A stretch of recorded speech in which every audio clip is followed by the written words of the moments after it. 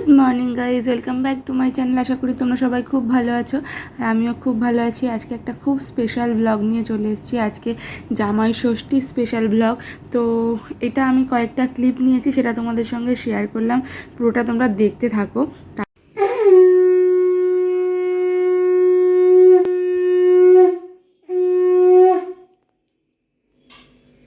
শুরুতেই তোমরা দেখতে পেয়েছিলে যে একদম 7:56 নাগাদ আমি ভিডিওটা স্টার্ট করেছিলাম। তো 7:56 সকালবেলা আমি বাপের বাড়ি থেকে, মানে শ্বশুর বাড়ি থেকে বাপের বাড়ি চলে এসেছি। আর তোমরা এখন অনেকেই জানো বাবা আমাদের বাড়ির কাছাকাছিই থাকে, তো ফ্ল্যাটে। তো ওই জন্য আর আমার একটু শরীরটা খারাপ ছিল, ওই জন্য তোমার দাদাভাই বললো যে এখন তো 7টার পর থেকেই রোদ, মানে রোদ বেরিয়ে যায় আর বেশ ভালো কড়াই, মানে রোদের তাপটা থাকে গরমের সময়, বুঝতেই পারছো। বললো যে সকালবেলা বলেছিল আগের দিনে চলে আসতে, কিন্তু আমি যখন ভিডিওটা এডিট করছি মাঝে মাঝে বুঝতেও পারবে আমার গলাটা একটু ধরে ধরে আছে।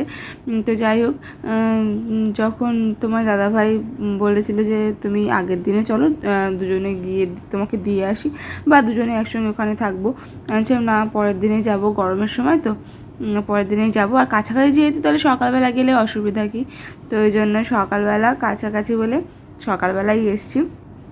তবে একদম 6টার সময় বাড়িতে উঠে পড়েছিলাম, তারপর রেডি ফেডি হয়ে আর 7টা 7:30টার মধ্যেই এখানে চলে এসেছিলাম। আসার পরে একটু ফ্রেশ হয়ে নিয়ে তারপরে ব্লগটা শুরু করেছি। আর ইতিমধ্যে তোমার দাদাভাইও আমাকে দিয়ে আবার বাড়িতে গেছিলো, গিয়ে আবার রেডি টেডি হয়ে গেছে। যেহেতু কাছাকাছি বাড়ি, মানে বুঝতেই পারছো কাছাকাছি বাড়ি হলে এই এক সুবিধা, তো কাছাকাছি এখন, তো ওই জন্য গিয়ে রেডি হয়ে এসেছিলো। ওর আবার আজকে ছুটি তেমনভাবে দেয়নি, তো অফিস যেতে হবে, তাড়াতাড়ি চলে আসবে। তো ওই জন্য একটুখানি, মানে একটু জাস্ট যেতে হবে। তো ওই জন্য একেবারে অফিসের মতোই রেডি ফেডি হয়েছে। আর জামা ষষ্ঠীতে এটা পোশাকও এটাই কিনেছে, তো ওই জন্য এটা হচ্ছে পরেছে। আর জামা ষষ্ঠী স্পেশাল সবাই জানো 11 রকমের, কেউ দেয় 9 রকম, কেউ দেয় 7 রকম। মা দিয়েছিল 11 রকমের ফল, 9 রকমের মিষ্টি, সেগুলো সব এখানে ছিল। তার মধ্যে দুটো থাকে আমার মায়ের হাতে স্পেশাল, এই যে তিলের নাড়ু আর একটা নারকেল নাড়ু, সেটা মা নিজেই বাড়িতে বানায়। আগে আরও একটা নাড়ু বানাতো মুড়ি টুড়ি দিয়ে, সেটা এবছর বারণ করেছি যে না আর বানাতে হবে না, এত কষ্ট করে। আর এখানে মা যে শাড়িটা পরে আছে, এই শাড়িটা আমি দিয়েছি, কেমন হয়েছে তোমরা জানাবে। মা বলেছিল যে একটা ওই জামদানি টাইপের যে শাড়িগুলো সবসময় দিস, সেসব শাড়ি দিস না, এমন একটা শাড়ি দিই যেটা নরম নরম সবসময় পরতে পারবো। আর আমার মা একটু লাল এগুলো ভালোবাসে, তো ওই জন্য এই শাড়িটাই দিয়েছি। কেমন হয়েছে সবাই জানিও। তো দেখতে পাচ্ছ ওর এখন আজকে স্পেশাল দিন, ওকে আশীর্বাদ করা হচ্ছে।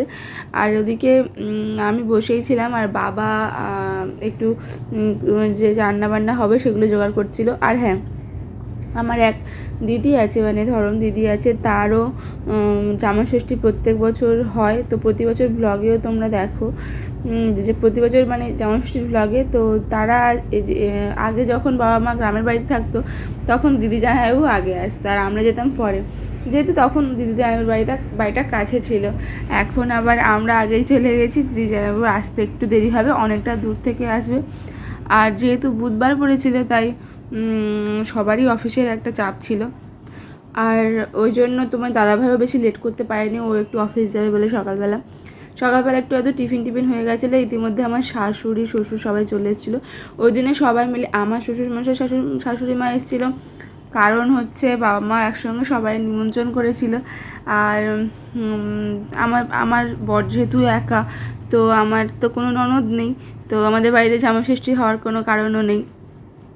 আমার শ্বশুর শাশুড়ি, ওই জন্য বাবা মা বলেছিল যে একেবারে সবাই চলে আসবি, সবাই মিলে খুব মজা করা হবে। তো ওই জন্যে মাও চলে এসেছিলো তাড়াতাড়ি, মাও এসে বসেই ছিল। তারপরে একটুখানি বললো একটু হেল্প করি, আর ওই জন্য মা ভাজাভুজি করছিল।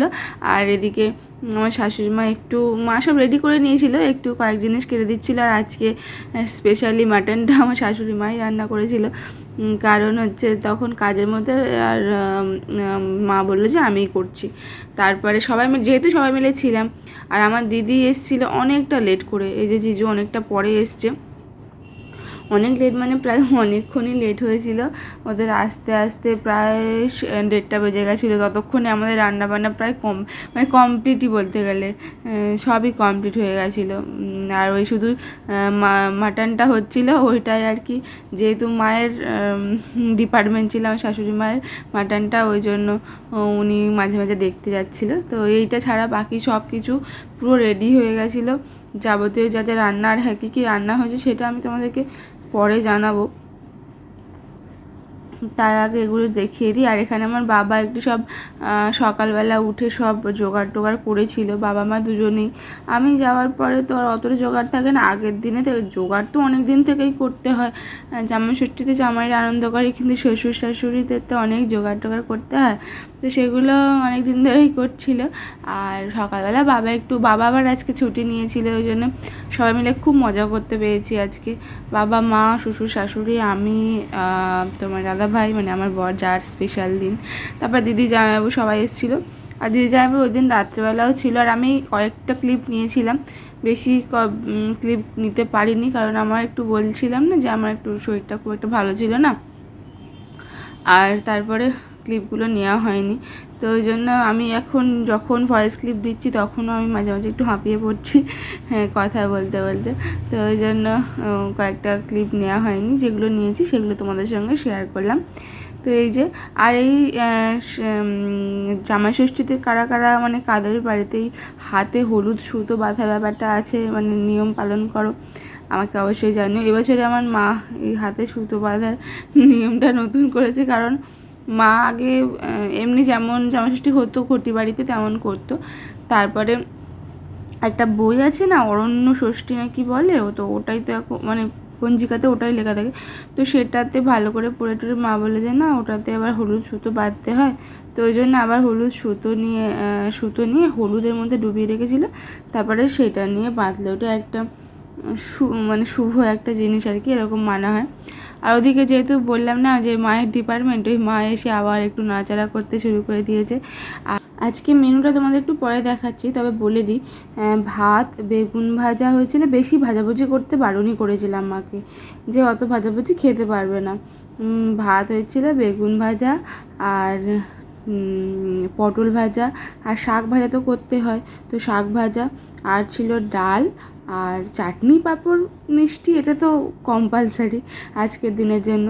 চাটনি পাঁপড় মিষ্টি স্যালাড, ওই স্যালাডটা ওই ধারেই কাটা আছে, দেখতেই পাচ্ছ। আর এদিকে অনেকটা বেলা হয়ে গেছিলো বলে সবার ভাত দিয়েই তারপর তোমাদেরকে আমি দেখালাম যে চাটনি পাঁপড় মিষ্টি সবই ছিল। আর মেন ছিল চিংড়ি মাছের একটা ঝাল, আর সর্ষে দিয়ে ইলিশ মাছ, আর খাসির মাংস। টাটা।